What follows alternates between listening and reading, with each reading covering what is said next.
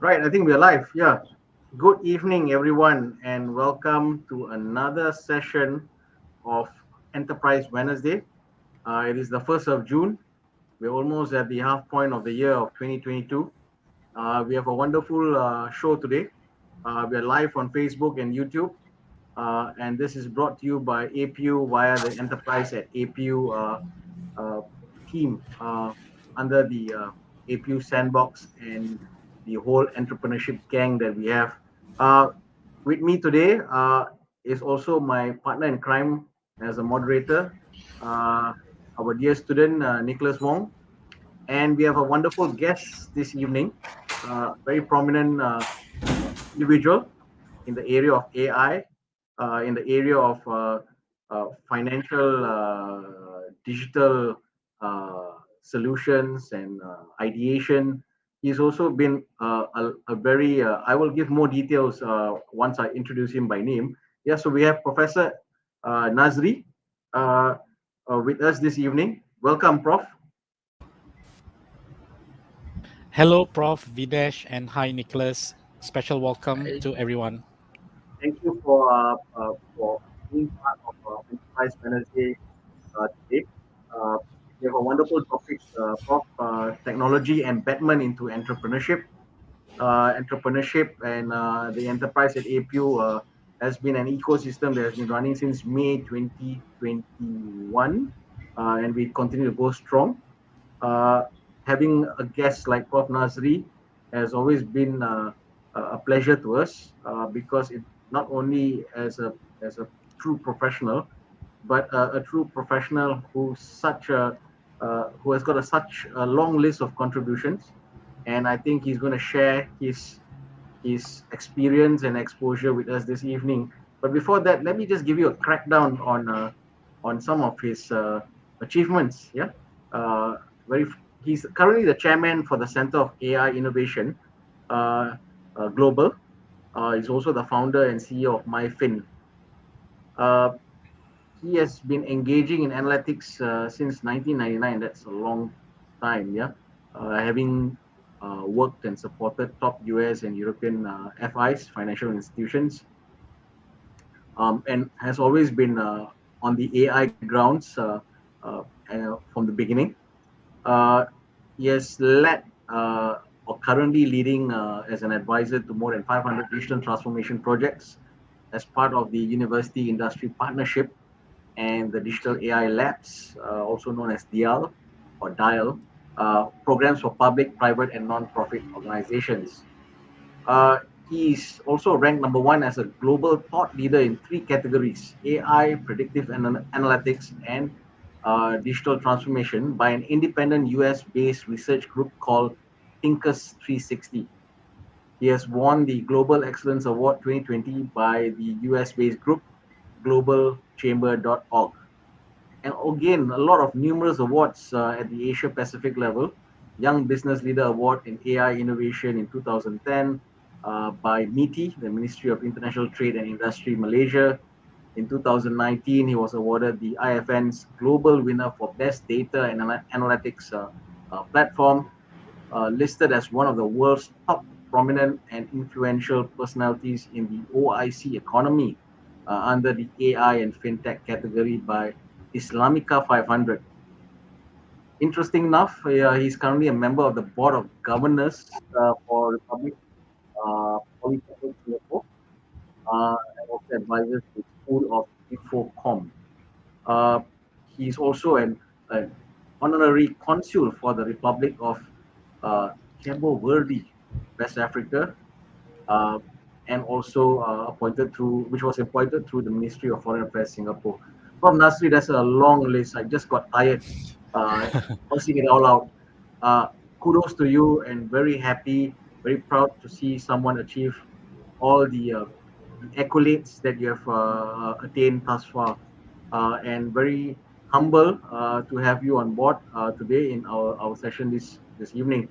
Uh, I know you have a bunch of slides to start off your topic today, which is technology embedment into entrepreneurship. I pass over the floor to you so that you can uh, run through your slides. But be careful because Nicholas has got a shotgun. He may ask you some questions as you present, and so will I. So make sure you have your bulletproof vest on, because we may shoot you some questions, but some nice questions for the benefit of our audience. Over to you, Prof. Nazri. Thank you so much, Prof. Vinesh, and special thanks to APU for inviting us for this special event. I was hoping that by listing all the bullet points, you don't have to read everything, but thank you so much for your efforts and to read out some of our things that we did. Okay, so today we have put up something unique to the session because we are here not to get into definitions of what is AI, what is blockchain per se. We're gonna avoid rehashing on what's out there already. So you don't know about AI, you don't know about blockchain. I'm sure you can Google things out, right? And then you can read up the theoretical aspects of it, right? And the meaning behind it, the definitions and the concepts behind it. So we are more into the applied, or rather the applications of AI and blockchain, uh, along with some of our experiences that we've done, along with some two videos that we put up, and to get you an idea of how blockchain and cryptos are being applied. And more importantly, is how does AI and blockchain actually converge, right, in the world of the technology. So we're going to drill into the strategies, the opportunities, and the risks associated with AI and blockchain. True to the topic, to the theme of today's session, we actually will tweak it and to focus on what it takes to be an entrepreneur in the AI and blockchain space, or how businesses can actually adopt AI and BC. I call it AI BC for short. It stands for AI and blockchain tech in their business. So it's about the practical applications of it rather than the theoretical, the conceptual side of it. So it's important for us to focus on in the next 40-45 minutes on what these are, and then get into a series of Q&A. My bulletproof vest is ready for Nicholas to shoot bullets onto me, and I hope that you be merciful, right, as we go through the session. So um, now, one thing you need to remember is the the drastic drop in the crypto price that gives lots of negativity in the world of blockchain and crypto space, right? So as we all know, crypto now is in a bear market. Everybody is bearish. Some top crypto firms start to acquire other targets as market crashes because they feel that these target firms becomes cheaper as a result of the depreciation or decline in value. So various metrics remain bearish. There's a lot of people lost money in recent times, and these are news coming from May, which is like about last month, few days ago, and this is where the meltdown created that perfect storm of fear and panic. So is it really doomsday for the crypto and blockchain space as we speak? That remains a question, and we will uncover and unveil this as we go along. So, before we drill down deeper into the AI and blockchain space, let's just ask ourselves, because I'm sure the audience comprises of, students, recent graduates, professionals, as well as, academicians, amongst others, and of course, business owners themselves, because this is quite a broad audience that we are experiencing here. Now, I split it into four different categories, right? In the middle of it will be the trader and the investor, who, because of the meltdown, probably lost a lot of money, depreciated value of their assets. And then on the left side, we have the developers and the techies, who are actually the blockchain techies, the blockchain people who are actually behind or the back room of all the technologies. And then we have the big data analytics people, and then there's the consultant who are not techies, but they basically manage the platforms, they deal with the developers, and they themselves 5 years ago they were doing something else, but now suddenly they are basically an expert, right, or a specialist in that field on a non-technical basis. So we've seen all this, and we see them make a lot of money, consultants. And of course, in big data analytics, you will come across people who turn the blockchain data into insights. Okay, and then basically what this slide seeks to show or seeks to explain is the opportunity that is available for people who want to be involved in AI and blockchain. Do you want to be the techie? Do you want to be the investor? Or are you the solutions provider? Or are you the consultant that basically use the data from the big data analytics folks to turn it into money, right? So, of course, in all of this space, the stars that we put is based on our observations, based on our interactions and dealings with many practitioners in each of this field. So this is where some of you may be inclined towards the technical part. So of course, the world of blockchain is ready for you, right? Web 3.0, the blockchain, the crypto mining, and all that. So of course, the big data analytics and consultant are the solutions part. Trader investor are the ones who fork out the money to expect, right, the crypto, the digital assets to increase over time.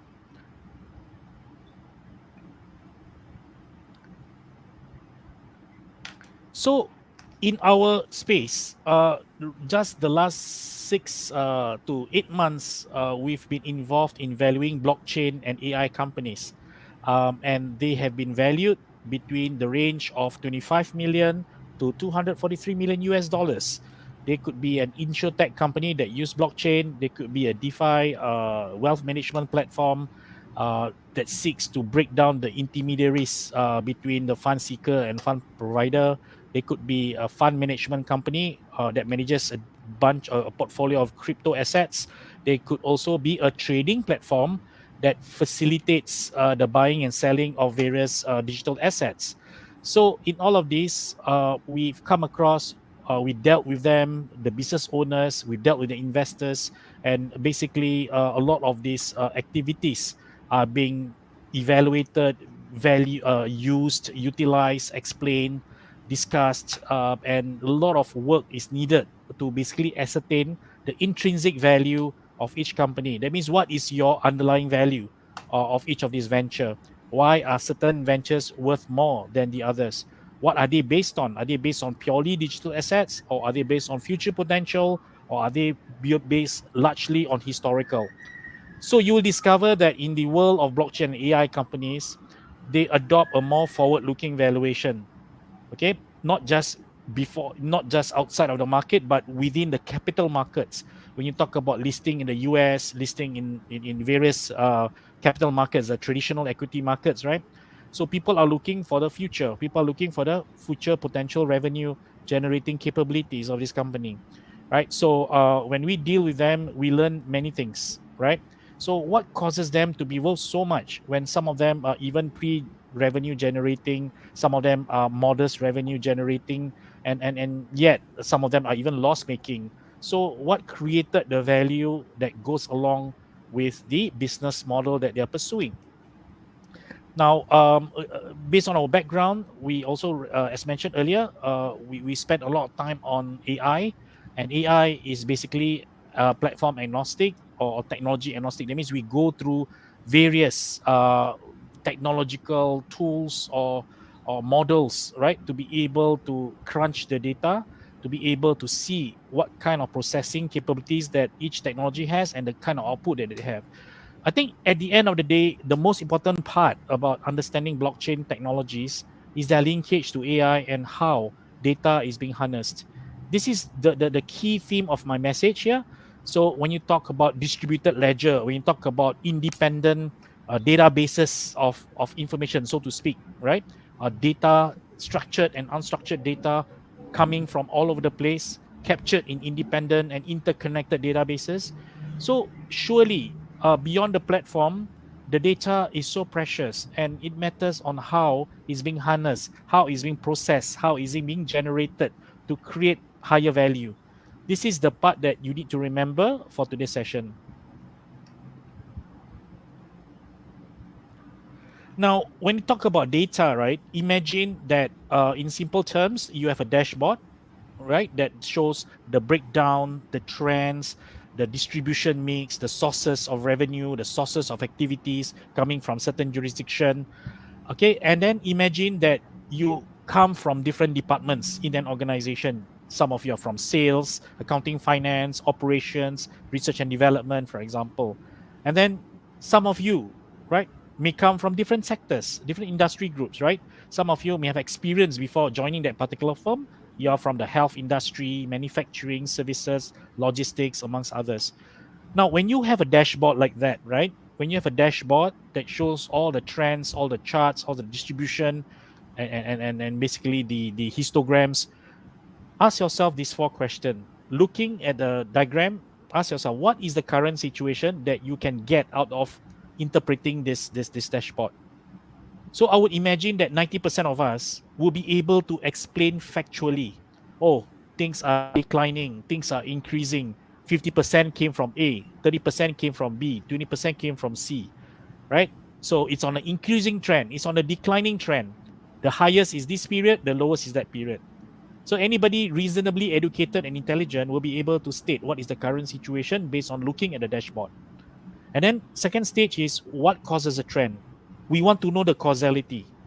So this is where from 90% similar answers will drop to about 60 to 50 to 60%. Because depending on your background in terms of functions and sectors, you will give your own narrow perspective of what causes that trend to happen. If you are from sales, you will speak from a clientele point of view. Accounting and finance, probably you speak about cost point of view and a little bit on the strategic part. And operations will talk about the value chain, the supply chain, right? That explains the causes. So this is where, depending on your background, you will give different answers to the set of data that is produced through the dashboard. Now, before we create deeper linkages between AI and blockchain, imagine that all this data that you see are taken out of the blockchain platform, right? So all captured, but they are pulled, turned into a dashboard, and now we are trying to interpret what this actually means. So this is where I'm giving you the hint or leading you towards the fact that AI can play an important role to help you interpret the data, not just capture, not just store, not just processing, but also interpret it. As of now, the example that we are going through shows how there will be differences in how you interpret the data. Because the minute I move into the what's the future, what do you think is going to be the outlook, what is going to be the forecast based on looking at this set of data or dashboard, right? So from that 50-60%, it will drop down to about 30 to 50%.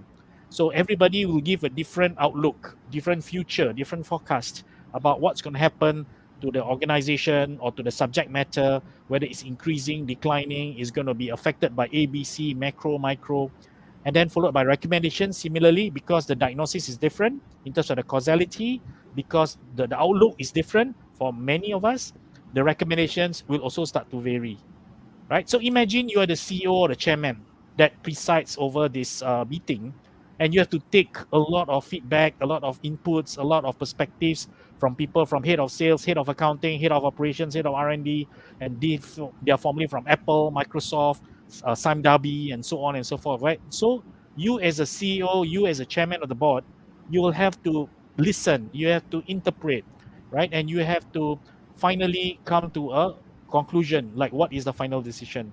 So that process itself takes time for everybody to read through the report, for everybody to explain the findings, for the head of the meeting to actually decipher and pick up what is the end of the road, for this particular situation. So naturally, of course, the CEO and the chairman can make a mistake themselves, right?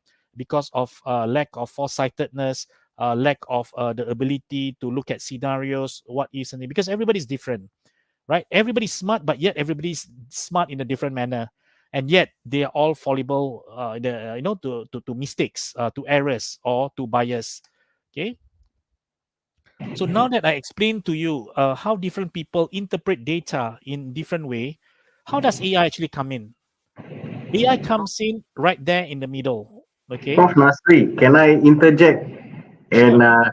give you your first bullet? Sure. Because you just touched a very important topic of data, and we have a lot of analytics happening on campus. A lot of the students also know that a lot of data is being sent and received. Essentially, a lot of facts and statistics in terms of currency of what's happening in the market, and also a lot of social media trending images, photos, and as such. Uh, Now, these can be used to measure or record any type of business activity as well, whether it's internal or external. The data at times can be informative and also not so informative, but it is the basis that can be used for even reporting. But what I want to ask is that we know that data is important for entrepreneurs or any company leaders. But if I were to ask you, how do entrepreneurs become data? Would that be a curveball question? Uh, No, yeah, it's a good question. So your question relates to how can entrepreneurs, whether you're SMEs or startup, deal with the strategic use of data, yes, right? yes, Okay, so you think of it, let's say you're a startup or your SME below the annual revenue of 10 million ringgit per annum. Imagine, or maybe you're a startup, right? 100,000 revenue, or all the way to an SME with 10 million revenue. So quite broad, even though the nature of the business is could be similar. The thing is, when you run a company, when you're an entrepreneur, what do you have? What data do you have? Whether it's in Excel or through any form of accounting or operations or CRM data, what do you have? So naturally, you have sales invoices. You have, inventory data, because if you're a buy and sell guys, or if you are in the business of services, you will definitely have sales related data. So I think I can show it here. So as an entrepreneur, you will also have HR data, right? You have HR data, you have operations data, you have CRM data. And this data is split into two parts, right? Structured data and unstructured data. Statistically and empirically speaking, 20% of data comes from structured form. Okay, so if you're an entrepreneur, if you're a business owner, if you're an SME, 20% of the universe of data surrounding you will come internally. And this could, come in the form of sales, ledgers, POS, point of sales data, shipment data, and so on and so forth. Now, the larger chunk of data that is outside, of the organization will be the 80% of unstructured data. News, social media, competitive data, Google review data about your products and services, feedback, right? Information about a particular industry, trend, economy, and competitor. So the data itself is structured, or rather categorized into two forms: structured and unstructured data. 20% internally, 80% externally. Now, even if you run a 1 month old company or 10-year-old company, you will have data of some sort. You can use internal data because maybe your historical track record or transactions is small, right? You can still use external data, right? External data would relate to, like I said, consumer feedback, consumer purchasing trends, research here, research there. So now, where and how does AI come to play and help the entrepreneurs harness and optimize their data? Okay, so to understand how AI work, you have to understand how it optimizes the data through 5 levels. It tells you at level 1 what happened. It explains to you why did it happen. It tells you what can happen in the future. It can tell you, recommend what needs to be done to prevent certain risks from happening or to achieve certain opportunities that happen, that are likely to happen, and followed by new information that comes in, that becomes part of the machine learning process, where the machine learns new dynamics, new variable surrounding your startup or your SME.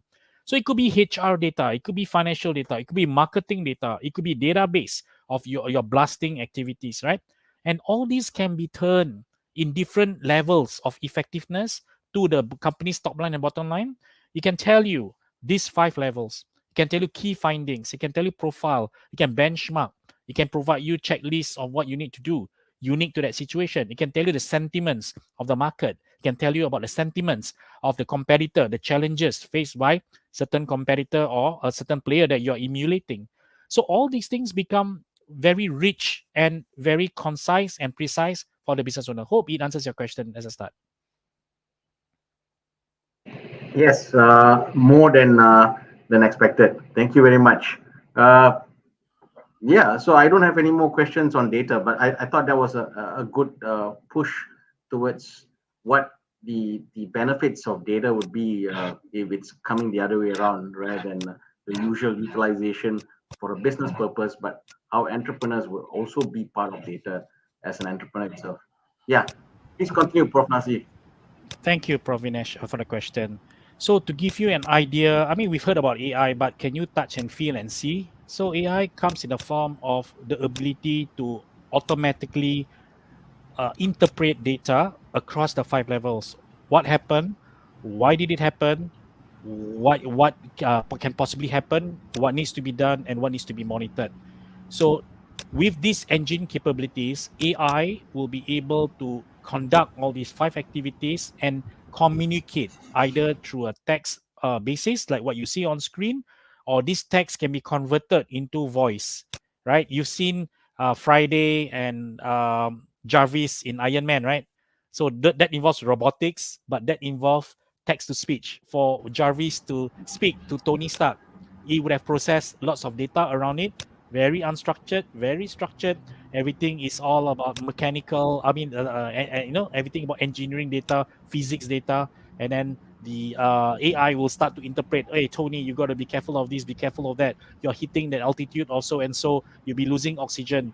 There are 20 enemies ahead of you, so you got to be careful of this and that.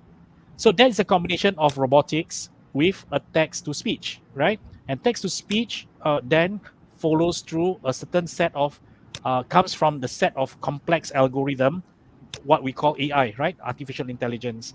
So what you see on screen here is basically an example of how widely applied AI has been. And this is only 8 verticals, from medical, from finance to investment to politics to green technology, right? And many others like governance, risk, and compliance. Machine can tell you what are the risks to the investments that you're having, what are the risks that you are likely to experience, what are the fundamentals or weaknesses, fundamental weaknesses of this set of companies in this particular sector versus the other companies in the other sector. It speaks in words. It doesn't cut and paste or copy and paste from the internet and tells you that, hey, this is what 20 analysts say. Nah, give it to you. No, the AI that we are explaining to you is the ability to have its own cognitive thinking capability. It will look at situations, you look at your problem, internal and external situation, and then what needs to be taken place going forward. So this is how AI is in practice.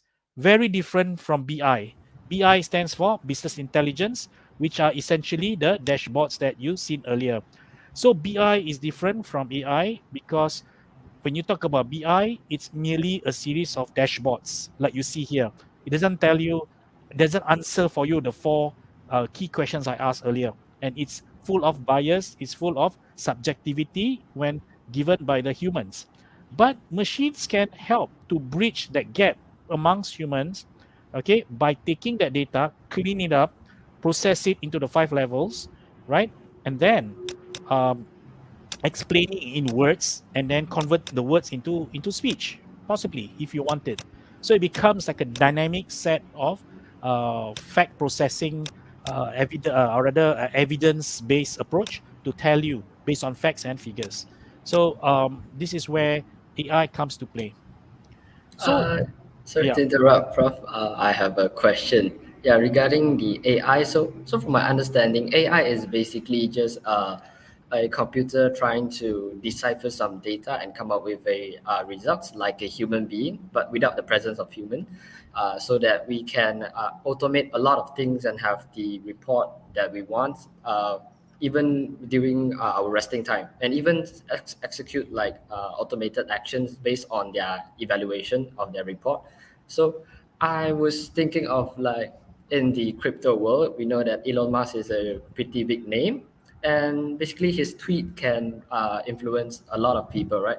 So I'm asking like, is it possible for a level 5 AI, the strong type of AI, to monitor his Twitter account 24/7, and after he has posted anything like a profile picture update or a tweet, and the AI would judge if that is a positive feedback to one of the cryptocurrencies or other projects that is ongoing, and it would automatically execute a trade based on its I would say, its judgment that it is going to pump or dump. Is it possible to Okay. do something like this with AI? So in your list of points that you shared, okay, therein lies a different technological tech stack we call it, right? So there is the RPA component, the robotic process automation, that basically automates the process of capturing data, processing data, storing data, curating, and segmenting. So there's the RPA portion, right? And there is also the sentiment analysis part. Okay, sentiment analysis is largely based on what you call natural language programming processing, sorry, natural language processing, NLP.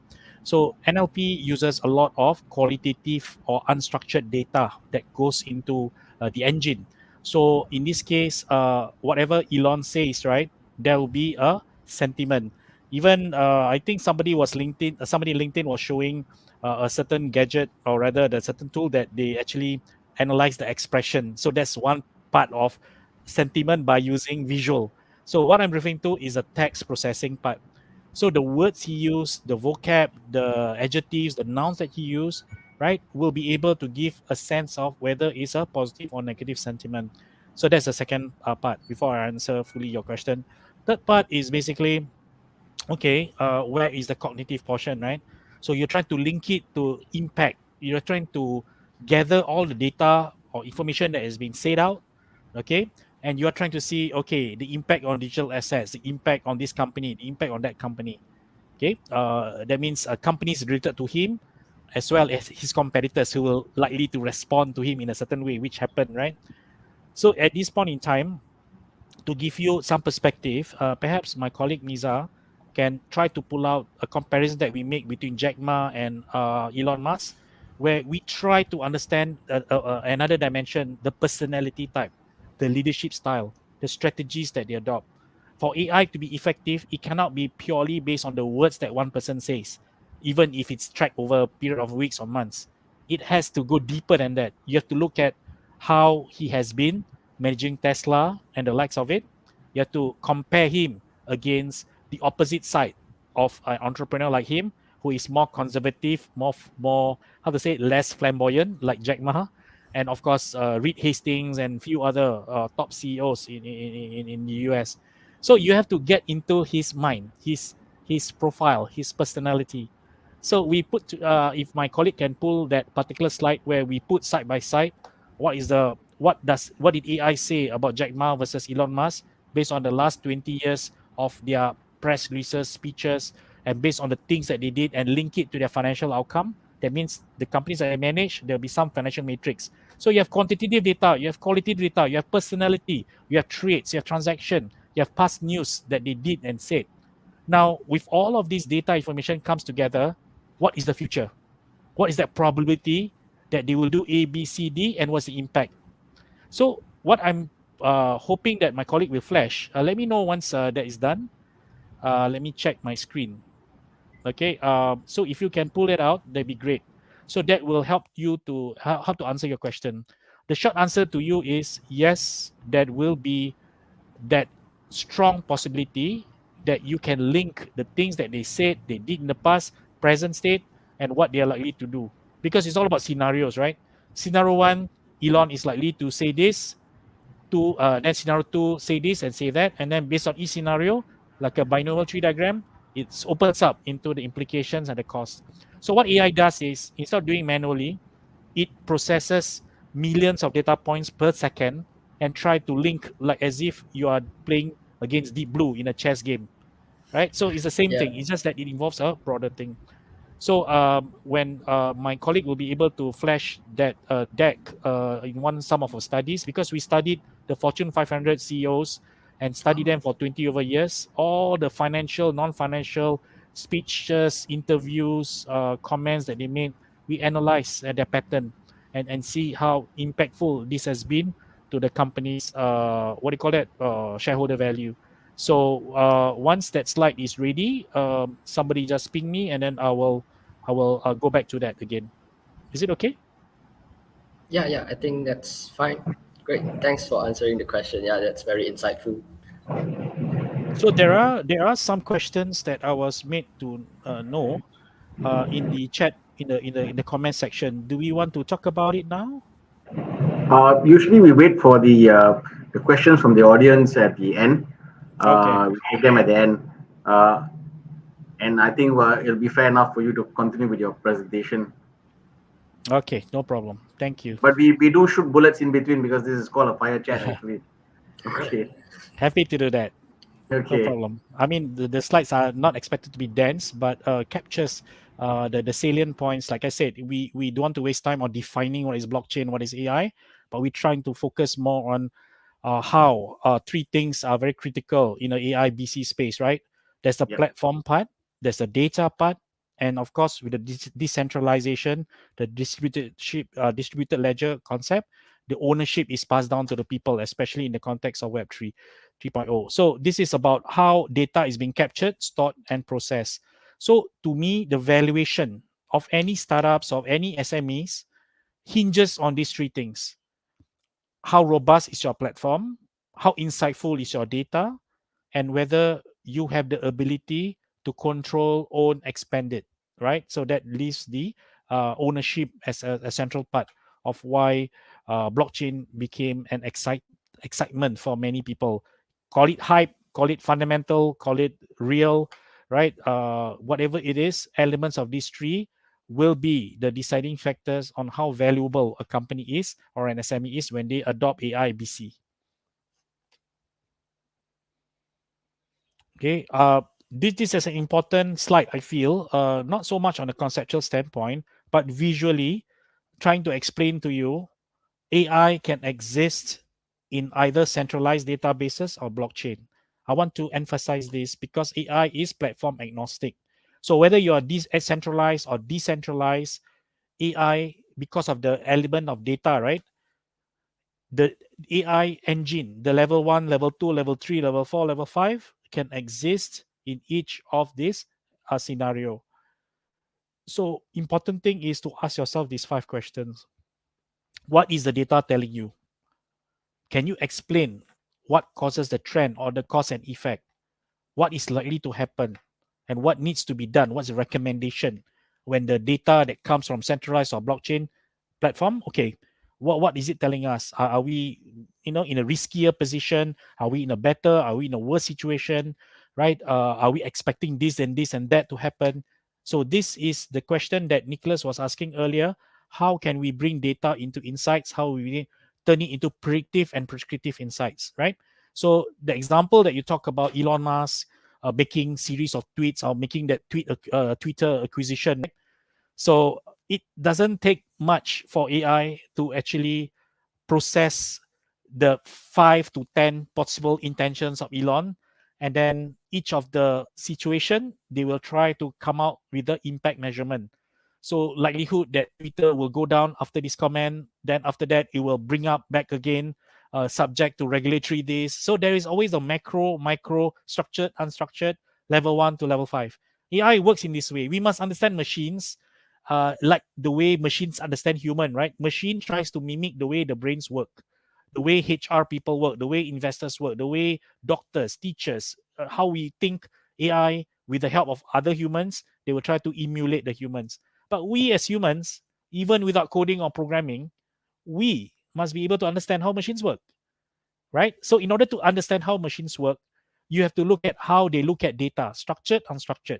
You have to look at the granularity or how intelligent from weak, moderate to strong AI, how it can think what happened, why did it happen, what can happen in the future, what needs to be done, right? And then it will look into the sources of data. Is it internal data? Is it external data? Is it from centralized database or is it from a blockchain? So whichever it is, it will know where to pick up, it will know how to clean, it will know how to scrub, it will know how to segment, then it'll start putting in the expert minds and then put it into level 1, level 2, level 3, and level 5, all the way to level 5. So we must make an effort to understand how AI works. AI has already made significant effort to understand how human works. So this is fundamental to this discussion, right? So to understand how AI fit into BC is that you must look at the way the BC actually creates their ledgers. So if there are 6 ledgers, 1 to 2, 2 to 3, 3 jump to 2, 3 jump to 1, 3 jump to 6, AI's engine can be planted into each of the arrow and start connecting the dots and expanding the dots at the same time.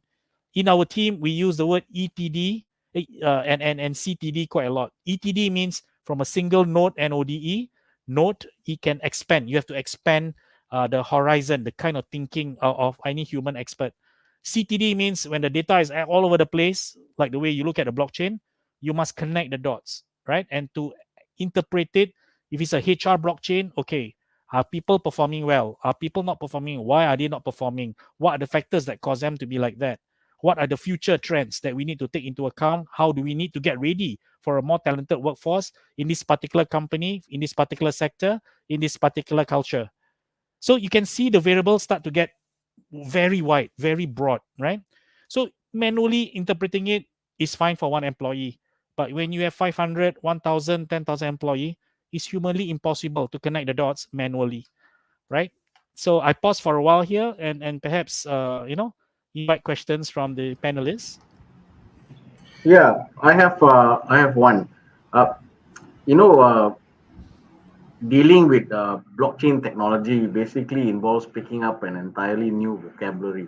That happened to me when I started to read and try to understand blockchain. Uh, see, for me, I just want to get your side of the story. Uh, when it comes to blockchains, right? It's just like every other distributed system.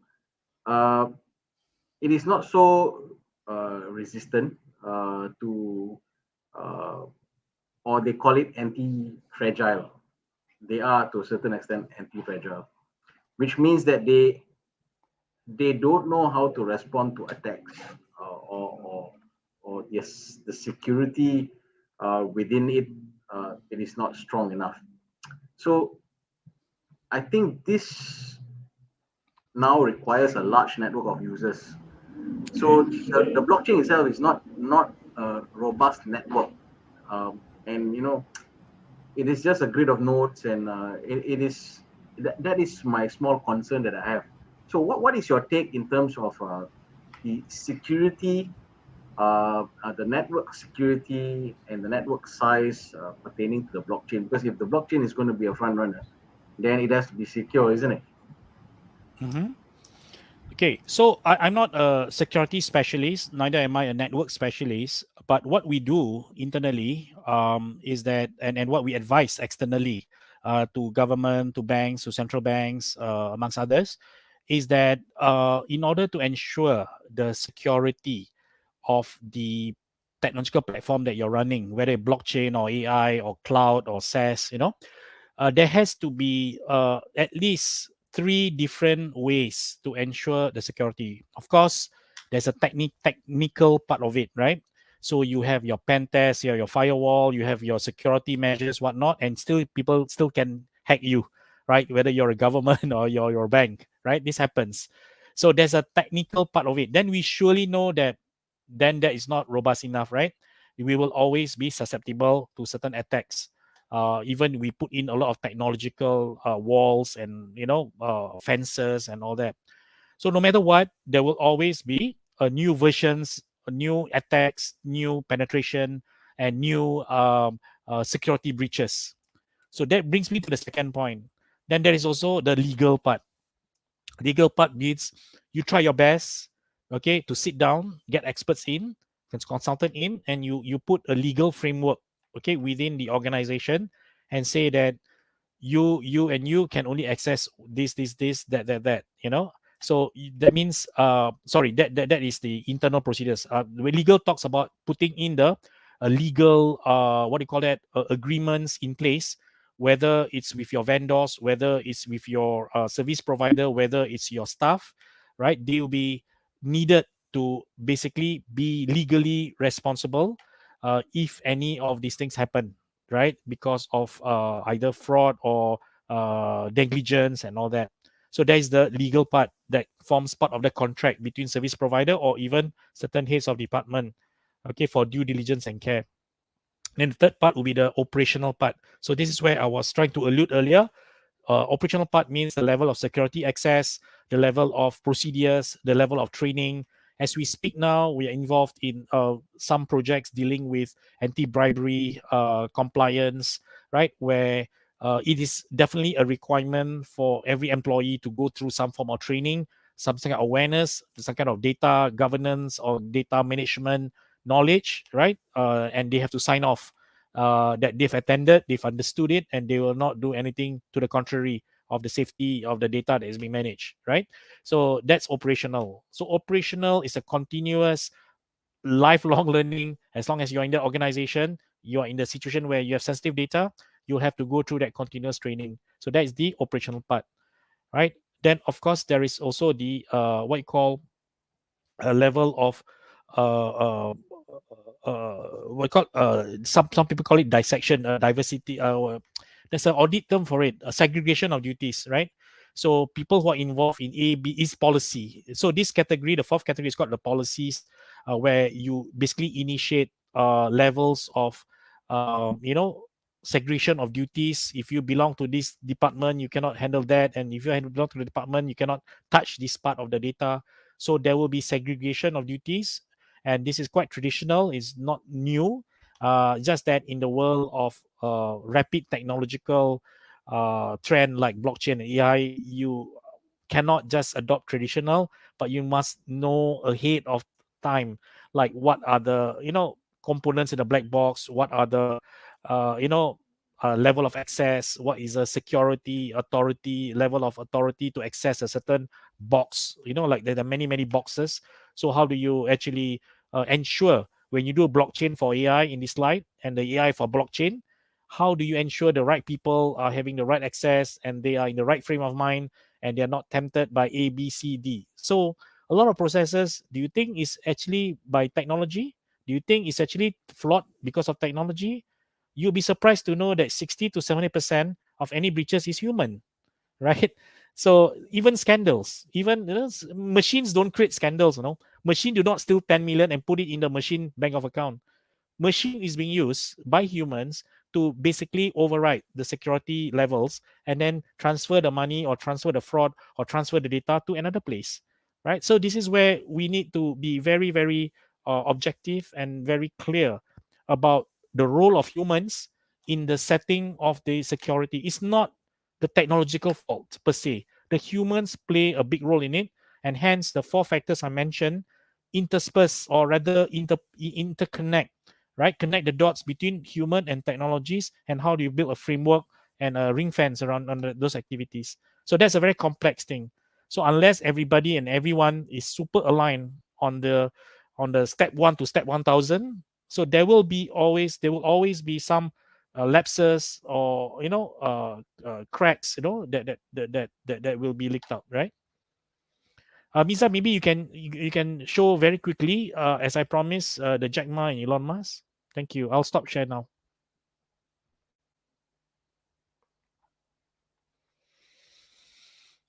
I hope it answers your question earlier, Prof. Vinesh.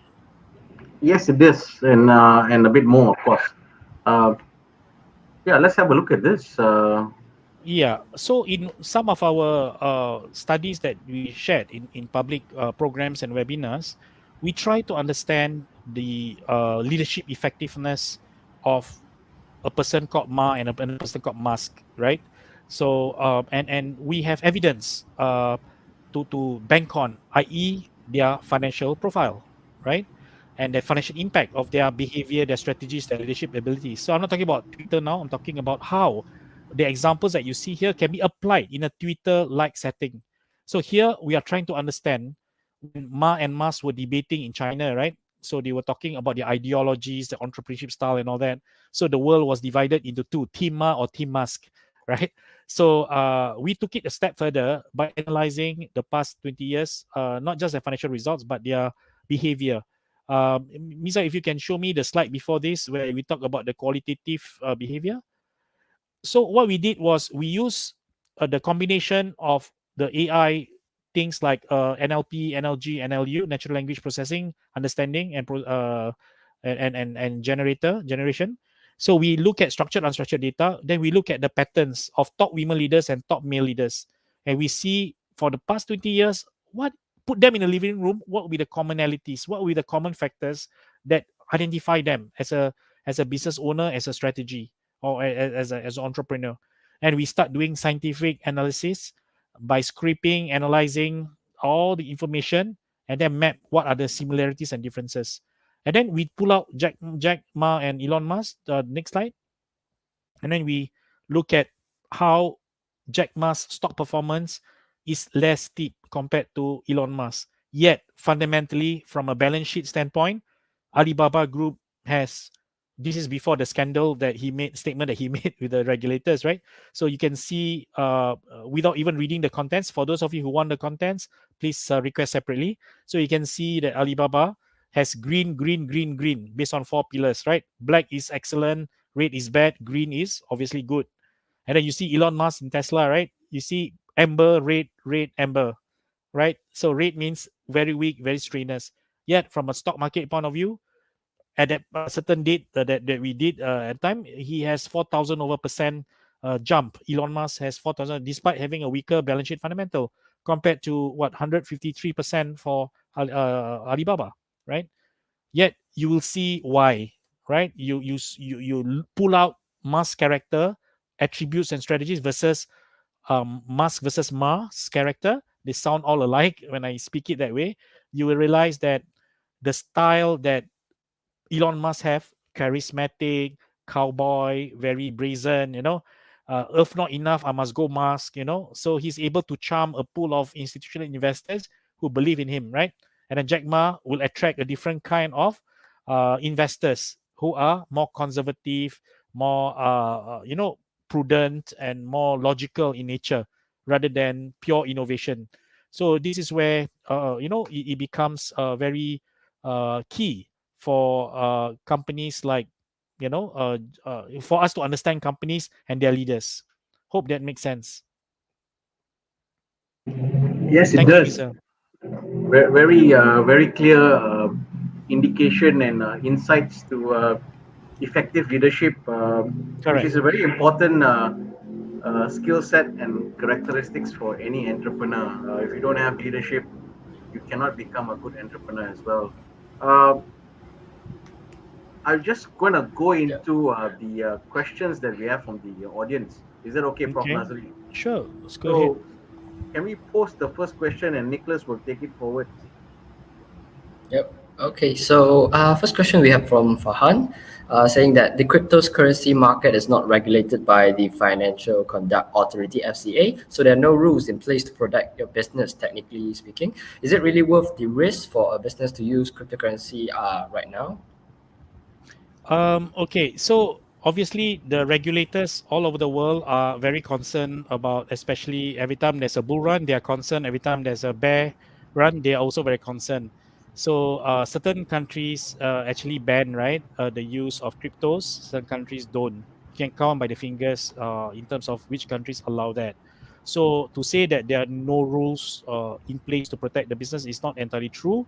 There are restrictions, or there are what you call you talk about crypto. I'm not talking about blockchain. I'm talking about crypto itself. So crypto itself is banned in certain countries. Certain crypto markets are allowed in certain countries. So you ask me, is it really worth the risk for a business to use cryptocurrency? Right, because it depends on, it's a different topic altogether, but you have to understand the utility side of crypto. So is crypto being used for pure trading, pure investing, or is it used as part of, let's say, a loyalty point program, right? Is it being used as part of building a community, creating a loyalty point, creating value? People who collect points get to use it as a discount. People can use these digital assets as a means to what you call digitize their creative works, their music, their copyright, the contents. So what is the utility? To answer the question whether it's worth the risk, you have to ask yourself, for a business, right? What is the purpose of using crypto? Is it to trade, invest, speculate, or is it to harness it as part of your building your clientele program? I think that's the most important question. Because if the question is yes, you're doing as a utility, then you should not be worried about the short-term spikes of volatility. You will follow the fundamental rules of growing your clientele, hence growing in value. I think that's the short and sweet answer to it. Yeah. Great. Yeah. Actually, I have just a very short question regarding the regulation, right? So, do you think that Malaysia would adopt the cryptocurrency or the blockchain very soon, or even have our own CBDC coming out, will you think that the Malaysia government is on this Web3 idea, or do you think it is not really possible in the future for now? I think that I don't speak on behalf of the government and I don't speak for them, right? But what I think what every regulator is trying to do is to adopt definitely a precautionary approach to the point that they rather err in being conservative rather than err in missing opportunities. Okay, the neighboring country like Singapore adopts a looser stand. I wouldn't say looser, but a more, how to say, open, slightly more open regime than in Malaysia. So certainly a lot of uh, blockchain crypto markets head off to Singapore, to be as a launchpad for the rest of the world. Having said that, there are also criticisms in the industry and the press about how the central bank in Singapore is like moving ahead, moving back, moving ahead, and moving back, control advertisement, pull back. So people, regulators in general, whether Singapore, Malaysia, anywhere in the world, notwithstanding China, which is like clear cut ban, but they and issue their own cryptos. But but what we're trying to say is you will always see the regulators adopting a more cautious stance, and they won't be jumping anytime soon. And they are going through the process step by step. It's not really the answer you're looking for, but we don't see it happening too fast, especially in a bear environment. Like I said, whether it's bear or bull, right? They will still be cautious, and Yep. especially if it's bull, if it's bear, then they are scared that people lost money, right? And Yes, if they correct. lose money, then they be blaming the government, right? Hey, how come you not protecting people? How come you never tell the risks? How come even though they were said they told you the risk, right? So I think the regulatory side will always be unpredictable. Okay, even though they will have a roadmap, even though they will do a sandbox, because not because they're unpredictable, but because the market itself is unpredictable. And we all know that the blockchain and crypto is also there's also a large increasing activities on money laundering and all that. Yep. So people are very very cautious about that, and we know there's a lot of black money circulating in the crypto world, although they are invisible, but we can see certain forces at play that cause certain things to increase or decline the prices. Yep. Thank you for the answer. I'll pass back to Professor Vinesh for the next question. Yeah. So there's a question. There's a question from Roshan. Uh, is it safe for AI to store our data? Is it safe using Is AI to it store our safe? data? Yeah. AI doesn't store data, but these are the blockchain. In the context of today's session, right, is a blockchain platforms that stores the data. Correct. Number one, AI basically processes and create the predictive and prescriptive analytics around the data. So when you talk about databases, when you talk about distributed ledgers, so these are basically and data warehousing, data lake. These are the places where data is being stored. So perhaps the question is it when AI process the data, it becomes a final advanced report, right? So perhaps I try to answer it in another way, assuming that I cleared the part on the storage of data. Okay, now AI process the data becomes insightful information. So is it safe for AI to basically be the custodian of the final product, the last mile, So AI does not store the data. AI process the data, but it stores back to the databases or the ledgers that were being that where it sourced from, right? Or it could even be on cloud, right? So these are the platforms that store the data. So AI, just like non-AI technologies, are all susceptible to any form of risk at some point in time. The question is whether the breach is 1%, 5%, or 10%. You know what I mean? Or 0.2%. So this is where the security experts, the network experts, will be best able to deal with all the hackers, right? Who wants to grab hold of these security features, breach the security features. Yep. Next Okay, question, great. perhaps. Yeah. Moving on, we have a question from Shenrei. Yeah. He asked, will AI face issues from scalability because we know that blockchain is DLT based? If yes, then what is the possible solution for it? Okay, I'm trying to find the question. Can you repeat again the question? The question is, will AI face issues from the scalability because we know that blockchain is distributed ledger technology based? And if yes, what is the possible solution for it? AI is extremely scalable. Coincidentally, you look at the Forrester research that I put across here in the slide. You can see that horizontally it looks at the years of how relevant and how destructive the in terms of the duration, of the technology, how sustainable the technology and relevant the technology will be from 1 year, 1 to 3, 3 to 5, and 5 years. And then vertically it looks at the disruptive potential of AI, especially dealing with big data analytics. So you can see that AI cognitive side uh, is at the extreme top right hand. It has a very long lifespan because of the agnostic nature of AI across various platforms, and you can see that this is not by us, by Forrester Research. So it says three levels. One is competitive advantage, as a company. The second one is changing the industry. You're the industry game changer, and then the third part is changing the world, right? So even Elon Musk himself is doing this Neuralink, right? The ability to control things using your brain, to control Yep. computers using your brain, right? So accordingly, they claim that they have made some progress. So as much as he landed in Mars, as much as he built tools to actually connect your brains to computers, so these are the kind of things that would change the way we human and machines will work. So is it sustainable? Yes. Okay. But it's a question of how much hype you put into AI, because some people don't have AI, but they act like they have lots of AI and they ask for hundreds of millions of dollars or tens of millions of dollars. If those money is being used to create BI and not delivering the AI cognitive that you talk about, that's where the destruction of value happens. That's where people will create the negative hype and people will push down the stock price, right? But on the other hand, if you raise money and you invest into new AI technology, new breakthrough in medical, in healthcare, in agriculture, in manufacturing, right? It has the five elements we talked about earlier. Then the investment value will increase and hence it becomes sustainable. So it's a many factors. It's not a straight cut answer, but if you're not AI, but you get AI funds at AI valuation, then it will not be sustainable.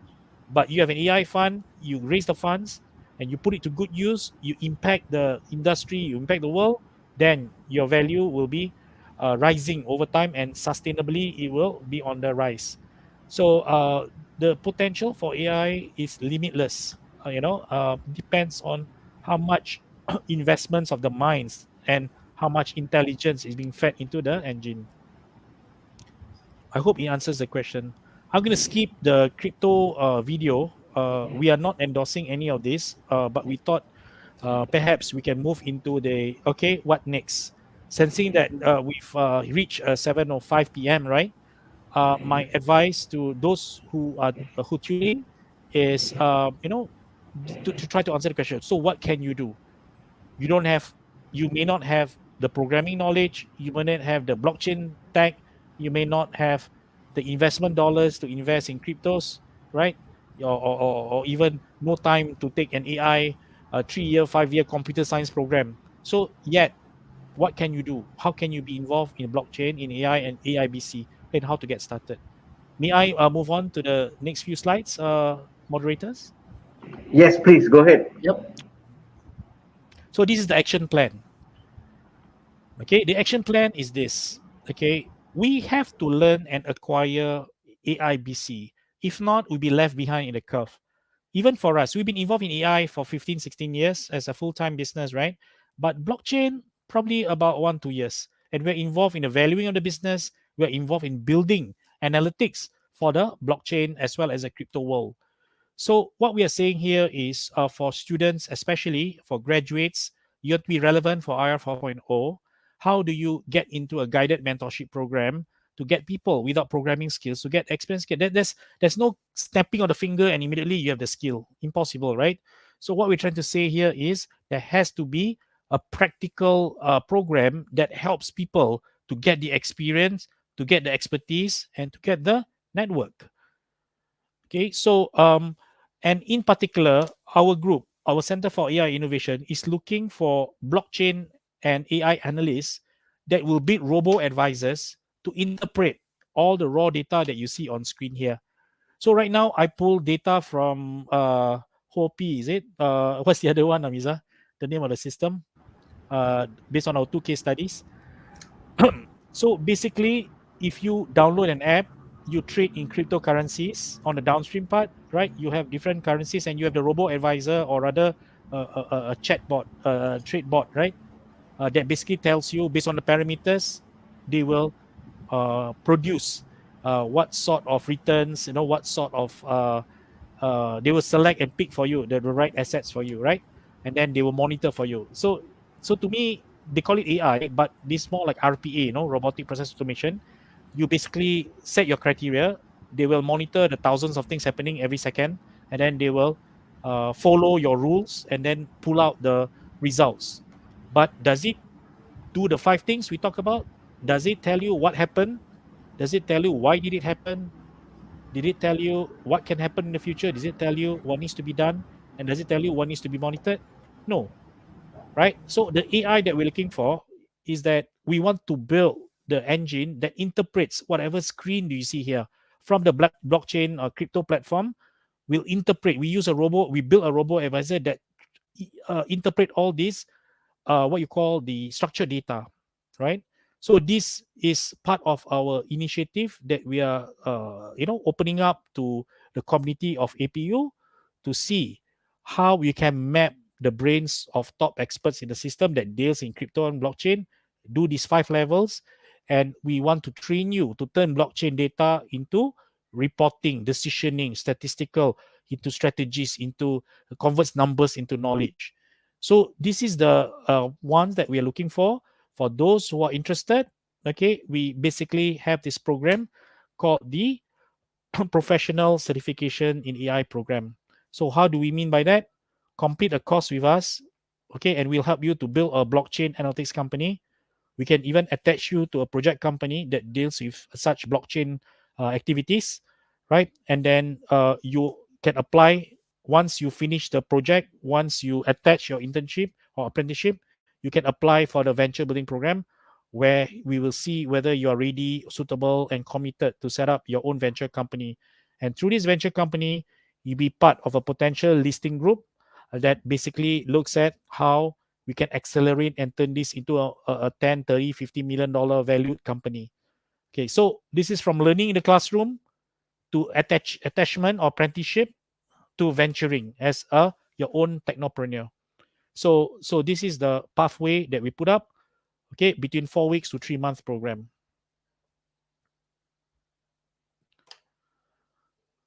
And this program that we talked about, okay, basically comes from this initiative where we have funded the last 10 years at least 30 million US dollars of 52 assets that you see on screen here. So we want to build our crypto, blockchain, and NFT. Now we only have one, but we want to build more. And then, but overall, this has been valued by our valuer in UK, a licensed chartered valuer, chartered accountant.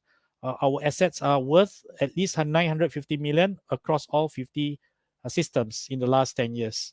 So development cost is 30 million. Value is worth now 30 times more.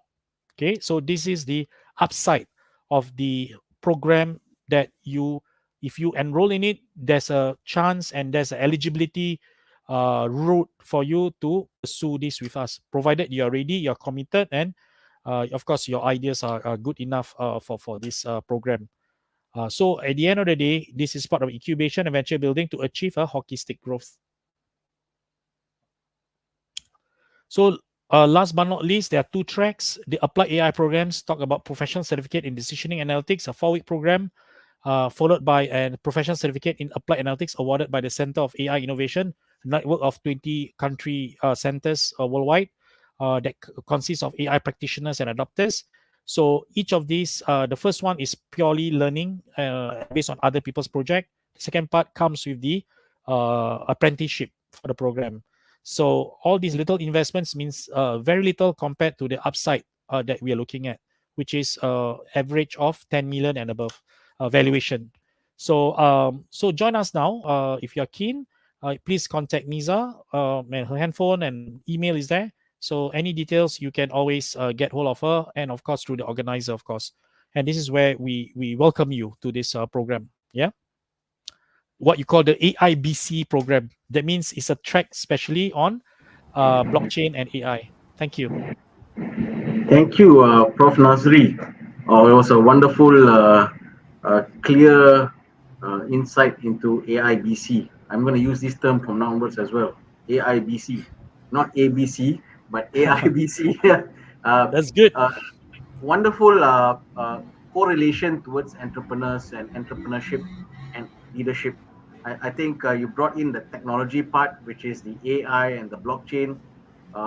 You related it to a very current topic of cryptocurrency. You related it to analytics, which is a very strong tool for prediction in decision making. And I think we've gotten uh, a very hearty meal of information from you today. I thank you for your time. I thank Miza for being around as well at the back end. Uh, and I thank the entire uh, enterprise at Wednesday team that has put together uh, this fire chat, uh, starting with welcoming you and getting you on board, and also Nicholas, my partner in crime this evening. Uh, we've come a long way, Prof. Nazri. Every 2 weeks we have this session, and today's session, just like all the other weeks, has been very powerful and impactful. Thank you for your time. I hope to connect you. I'm also a member of I do receive constant emails from your organization in terms of a lot of the events, especially like the ones you just mentioned just now. Yeah, and I do attend some of the online sessions as well whenever I Thank have a you. chance, and I do appreciate a lot of it because it is very informative, and it adds to my growing uh, knowledge on some of the current emerging technologies.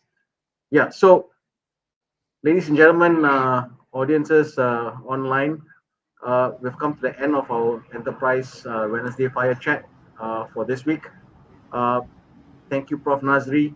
Thank you, Nicholas, and thank you to all the uh, teammates at the back end who put this together. Have a wonderful evening. Stay safe, and we will look forward to seeing you again at the next Enterprise Wednesday. Thank you, everyone.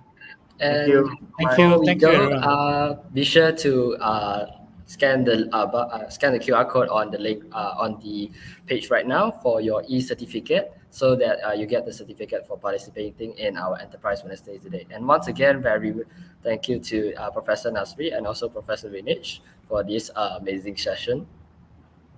Thank Thank you, you. Bye bye. Nicholas. Thank you, Prof. Okay, Bye take bye. care. Bye Thank bye. you.